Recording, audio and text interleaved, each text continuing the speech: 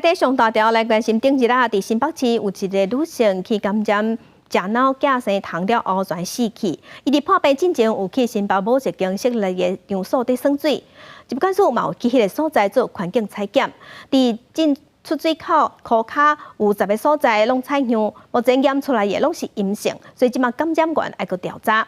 啊，若其他有去耍水的民众，嘛爱继续追踪。北部一个女性因为服食类吉里阿米巴原糖感染，引起急性的脑膜炎，不幸过往。疾管署甲新北卫生局去个案发病进前，捌去过收水设施做环境的采检。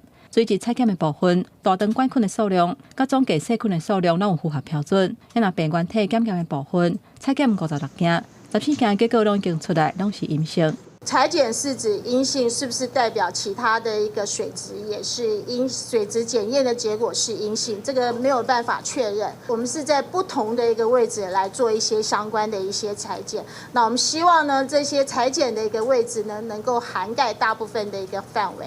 为现场10个无同的所在采集的检体，按照伫即礼拜4、拜5、甲后礼拜1结果会出来。为了厘清感染源，新北市卫生局要求业者先暂停营业，全面消毒。嘛，甲7月21至8月初9，捌去佚佗的630个民众联络，目前已经追踪615个人，拢暂时无脑膜炎疑似的症状，会持续监测到8月23。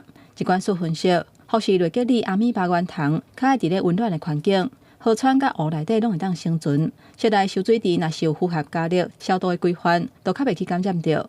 福氏那个里阿米巴呢，它主要会沉积在这个池底或湖的底下，所以尽量是避免去搅动这个底部的池水或淤泥，跑到就是水面比较高的地方，然后造成有可能进入鼻腔而造成感染。防疫医师指出，服食类吉里阿米巴原糖感染是真罕见的个案。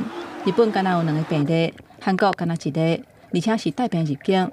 因为感染的方式是为鼻孔输入去的，民众都要避免伫耍水的时阵，互水走入去鼻孔内底。记者综合报道。